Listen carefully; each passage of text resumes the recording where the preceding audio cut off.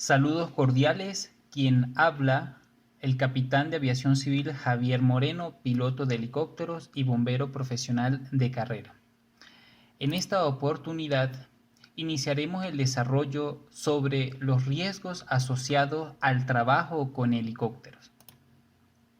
Para hacer un correcto estudio o análisis de los riesgos asociados al trabajo con helicóptero, es necesario diferenciar dos grupos de personas que se encuentran intrínsecamente relacionados al trabajo de operaciones helitransportadas. Estos dos grupos son el personal de tierra, constituido por la parte administrativa, mantenimiento aeronáutico, seguridad física, que dentro de la seguridad física son los guardias de seguridad que se contratan para brindarle la seguridad a las instalaciones donde se encuentran los helicópteros, los bomberos, si es que existiese personal contratado y entrenado para el servicio contra incendio dentro de las instalaciones, la seguridad de plataforma, aquellas personas que brindan los servicios de seguridad para movilizarse y hacer trabajos sobre la plataforma de operaciones, o sea, sobre los helipuertos exactamente. Los técnicos de limpieza, que son aquellas personas que trabajan limpiando las diferentes áreas de las instalaciones donde se encuentra el helipuerto o la base de operaciones donde está el helicóptero. El otro gran grupo es el personal de vuelo, también conocido en el ámbito aeronáutico como el personal operativo u operacional. En este grupo vamos a conseguir a los pilotos, a los copilotos, operadores de grúa, maestros helitácticos, maestros de carga, bomberos, socorristas, médicos, enfermeros, pasajeros. Son este grupo de personas en las que nos enfocaremos durante el desarrollo de esta presentación como el grupo de personas que están más relacionados y en los que es más probable por su tiempo de exposición al vuelo con el helicóptero que sufran algún tipo de lesión, algún tipo de enfermedad o que sufran algún tipo de afectación a la salud producto de trabajar con el helicóptero.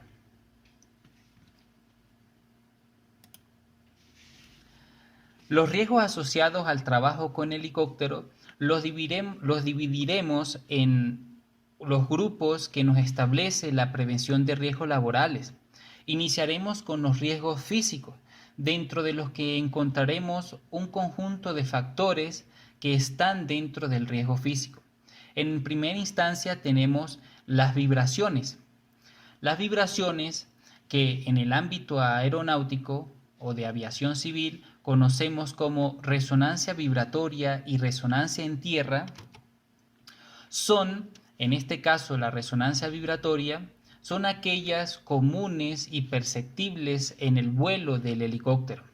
La podemos conseguir muy baja, baja y alta frecuencia, con movimientos perceptibles por los ocupantes de la aeronave, movimientos laterales, movimientos verticales o en algunos casos muy poco frecuentes, movimientos en el eje longitudinal con respecto a los ejes de la aeronave. La resonancia en tierra es un tipo de vibración altamente destructiva que se caracteriza por iniciarse debido al desbalance del ángulo entre las palas del rotor principal mientras éstas están girando. Y es que la resonancia en tierra puede llegarse a convertir en un factor de riesgo del tipo grave, ya que puede causar una muerte inmediata debido a la destrucción total y en poco tiempo de la aeronave, o causar lesiones graves que pueden inhabilitar de por vida a las personas que puedan estar a bordo en el momento de la ocurrencia de este fenómeno en un helicóptero.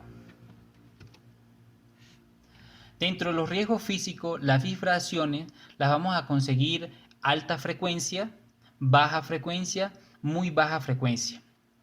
En la clasificación de muy baja frecuencia vamos a tener que los aviones, los helicópteros, los trenes, los barcos, los automóviles están dentro de esta categoría. Esto debido al conjunto de componentes y piezas que giran a muy altas velocidades, vamos a tener frecuencias muy bajas, perceptibles o generadas a nivel de la estructura de la aeronave. En este cuadro vamos a observar unas mediciones realizadas al helicóptero Bell Ranger 206. En este caso, antes de explicarlo, es necesario entender que cuando se realizan mediciones vamos a tener un nivel límite permisible conocido como TLB. El TLB lo establecen los estudios y las normativas que tienen que ver con la prevención de riesgo laboral, con análisis en el puesto de trabajo como tal. Y la clase de vibración se refiere exactamente a cómo es que las personas perciben o por dónde perciben las personas las vibraciones. De este modo, las vibraciones de la clase parciales se pueden percibir puntualmente en la mano a través del mando cíclico en el piloto específicamente. En este helicóptero Bell Ranger 206 conseguimos vibraciones de 0.64 metros por segundo al cuadrado dentro de un TLB aceptable.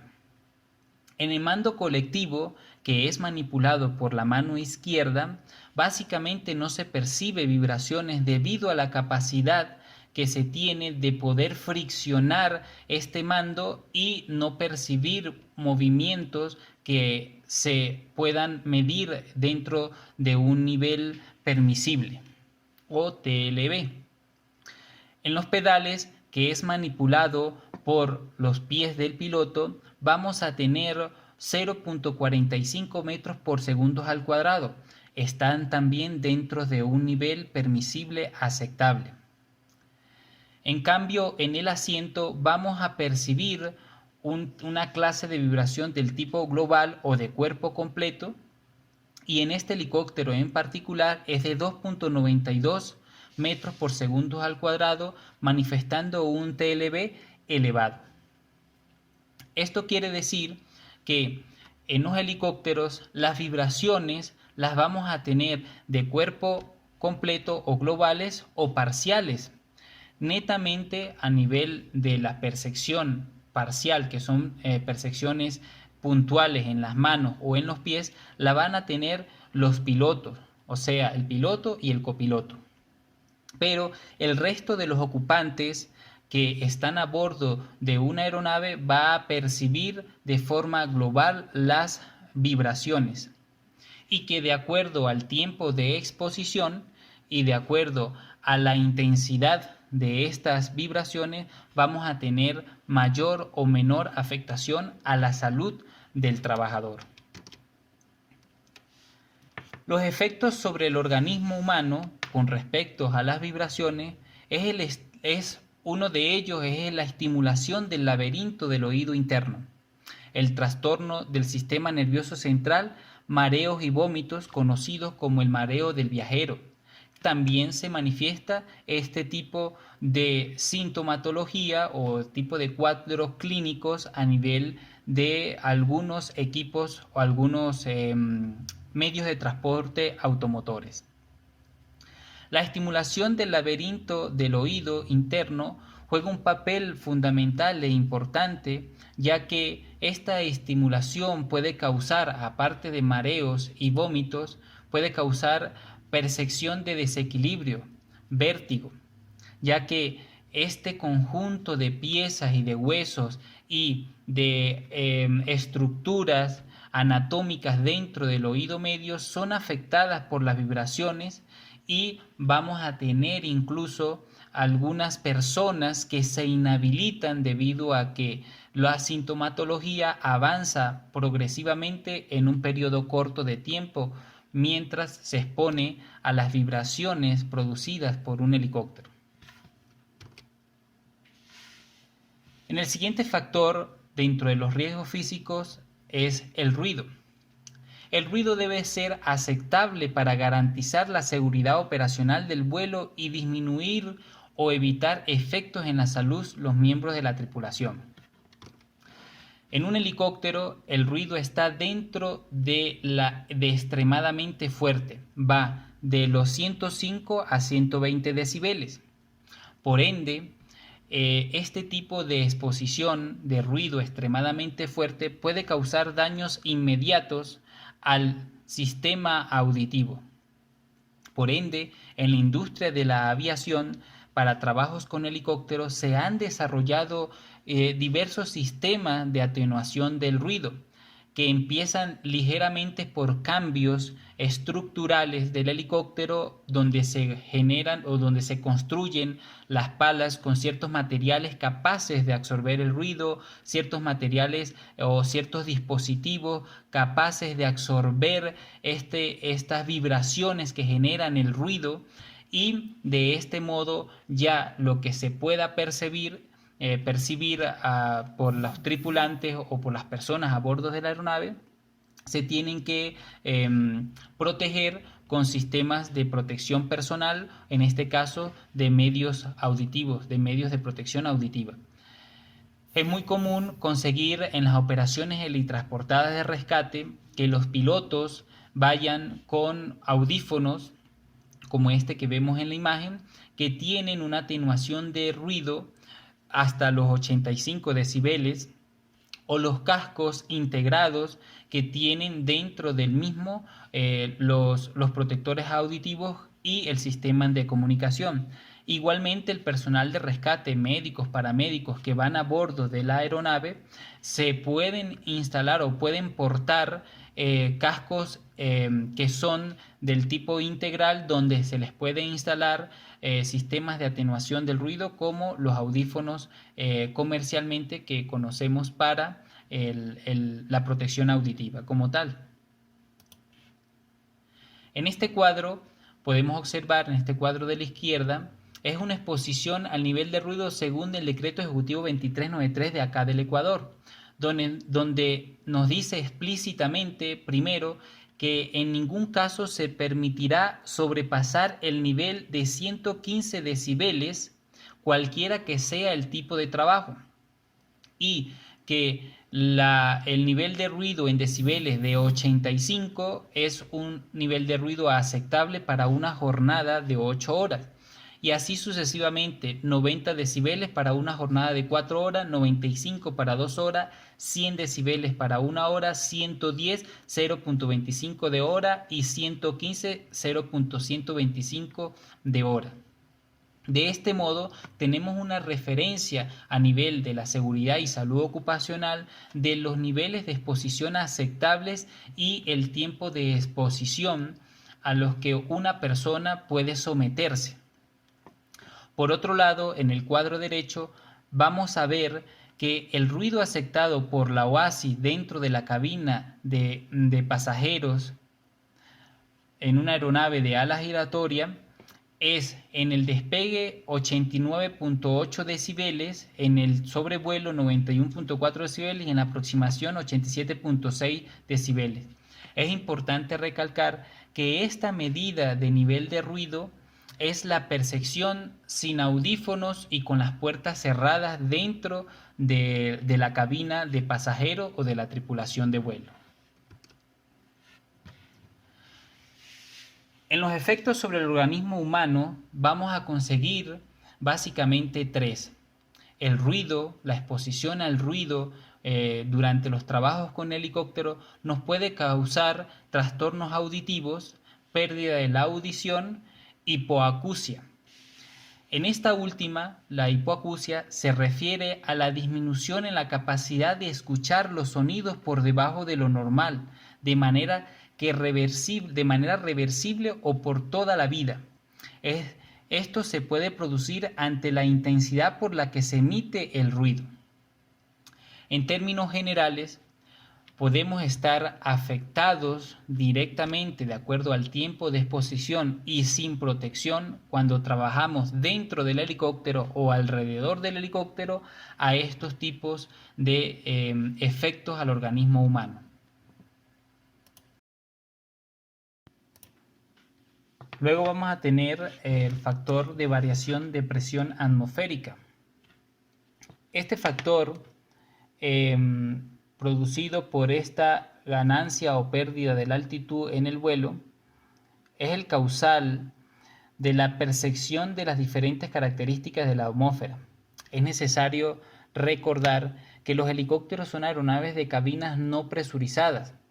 Entonces, esos cambios que ocurren a nivel atmosférico a medida que ascendemos o descendemos, los vamos a percibir todos los ocupantes de un helicóptero mientras volamos.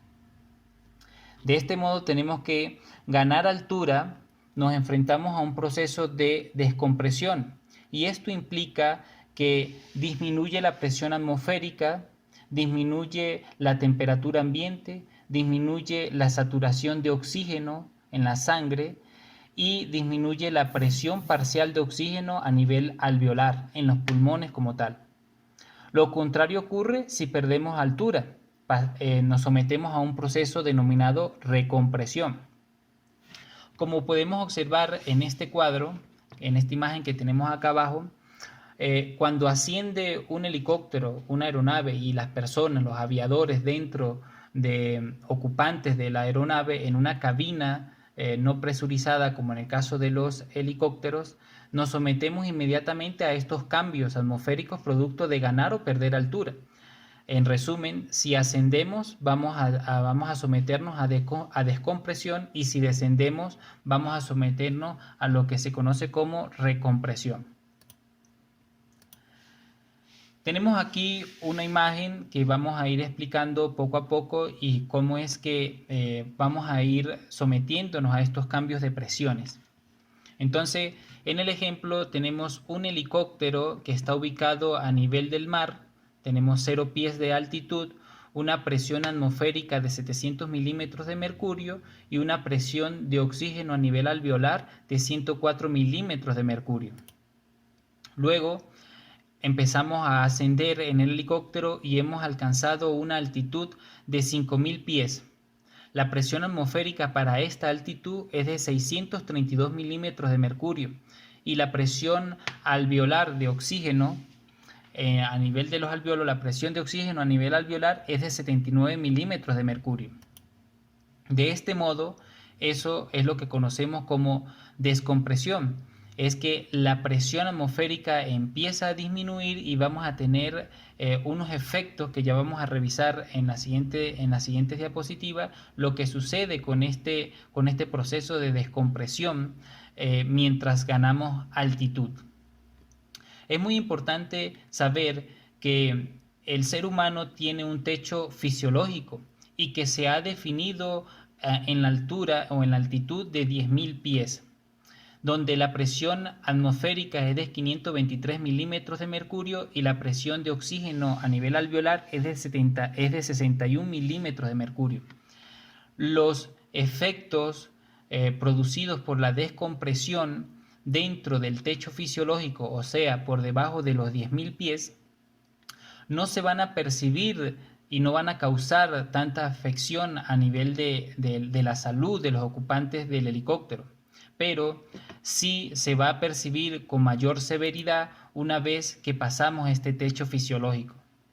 De este modo, en una altitud de 15.000 pies, vamos a tener una presión atmosférica de 429 milímetros de mercurio aproximadamente y una presión de oxígeno a nivel alveolar de 46 milímetros de mercurio. En términos médicos, esto ya es algo crítico. Incluso el descenso de la saturación de oxígeno empieza a disminuir drásticamente cuando pasamos el techo fisiológico. Y es que esto es debido precisamente a esa variación atmosférica que nos somete al proceso de descompresión.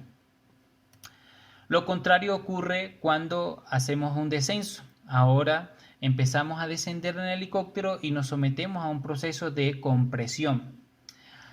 Es preciso recordar, como dije anteriormente, que dentro del techo fisiológico, dentro del techo fisiológico, o sea, por debajo de los 10.000 pies, estas afecciones, estos cuadros clínicos, estas situaciones que afectan a la salud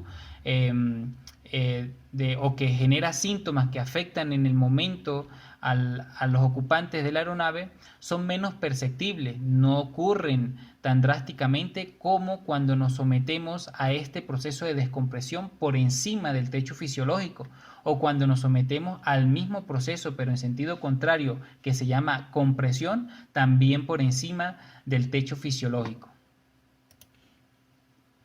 Entonces vamos a tener un análisis un poco más detallado y cómo es que los procesos de descompresión y compresión que se refieren a la variación de la presión atmosférica nos puede afectar dentro del techo fisiológico.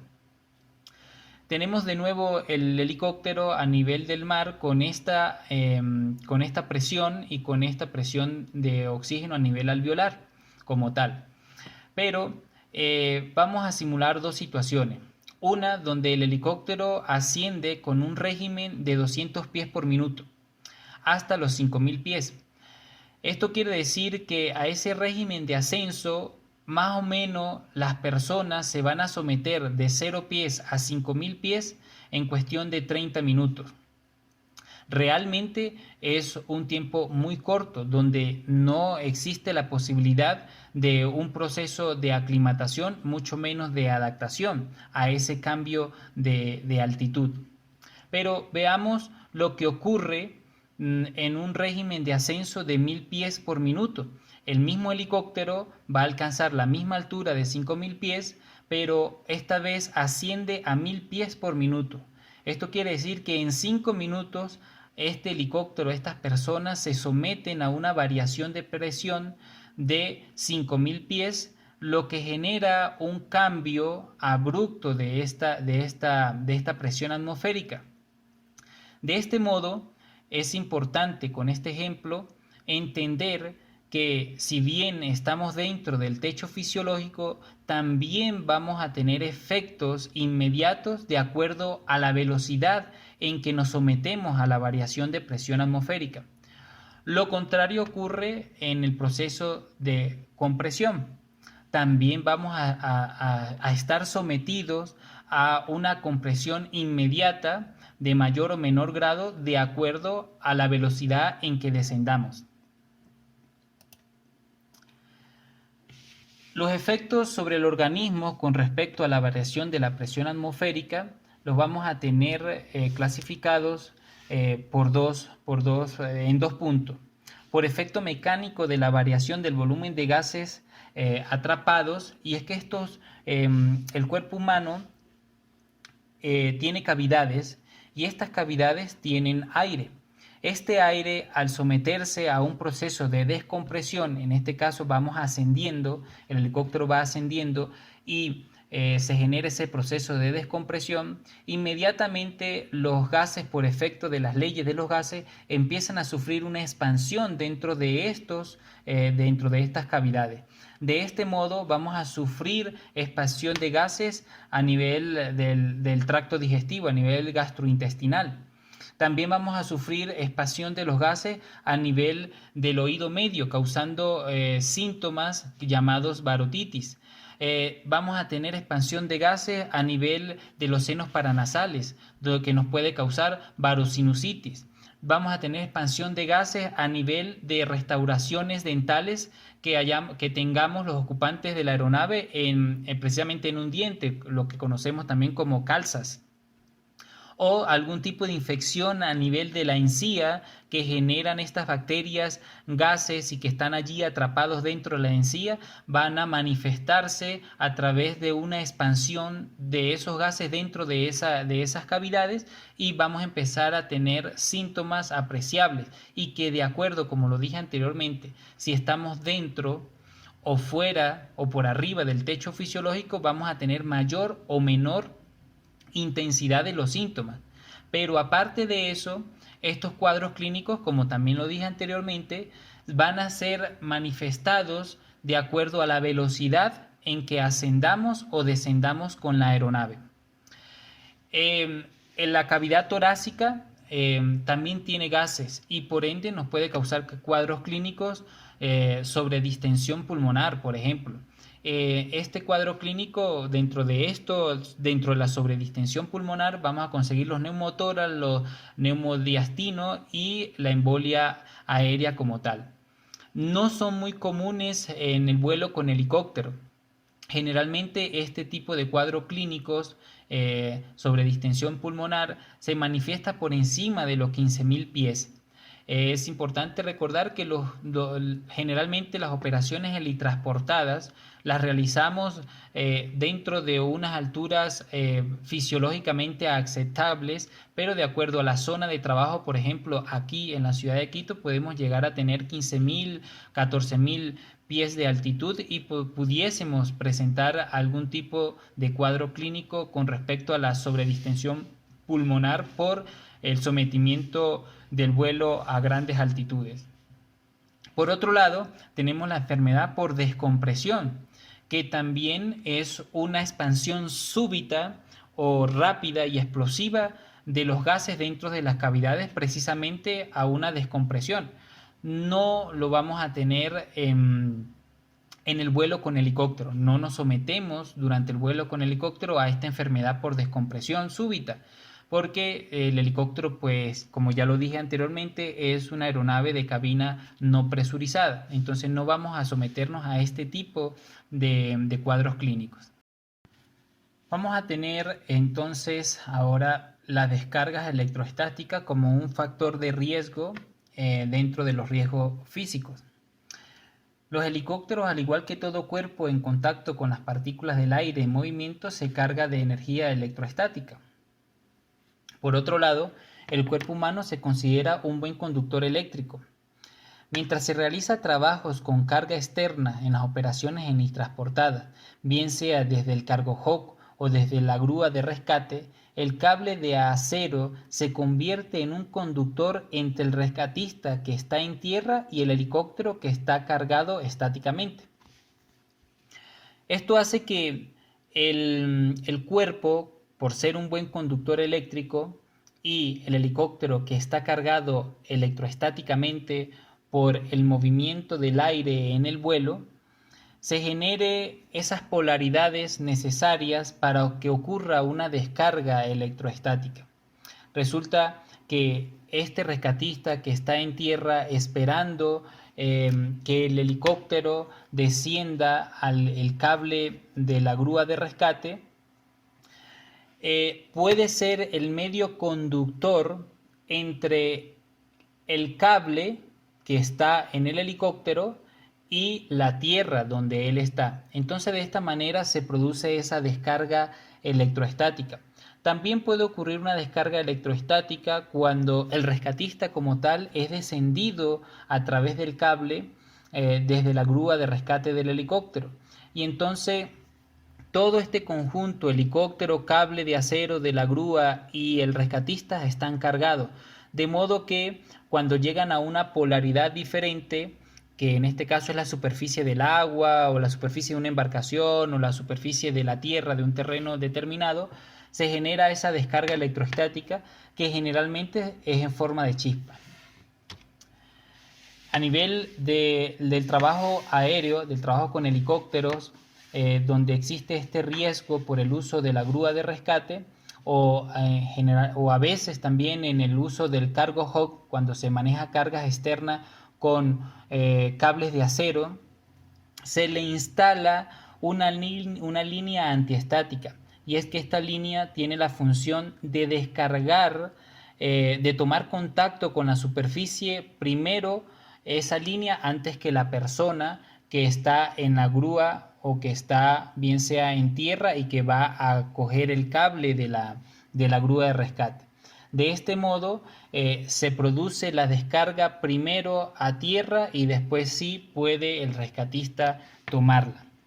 Sin embargo, no es muy relevante una descarga electrostática por el trabajo con cargas externas, en este caso utilizando una grúa de rescate. Puede llegar simplemente a un pinchazo agudo.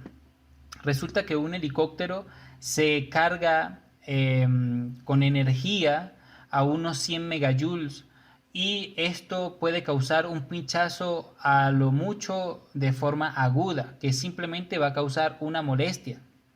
Sin embargo, el riesgo de la descarga electrostática, este factor de riesgo, es sumamente importante cuando se hace este tipo de operaciones en embarcaciones. En estas embarcaciones que, por ejemplo, transportan gases, que transportan químicos, petróleo, este conjunto de componentes que tienen cierta reactividad a temperaturas o a un cierto grado de energía, puede transformarse por una descarga electroestática de la grúa de rescate en cuestión de segundos en un accidente grave que puede causar daños mortales.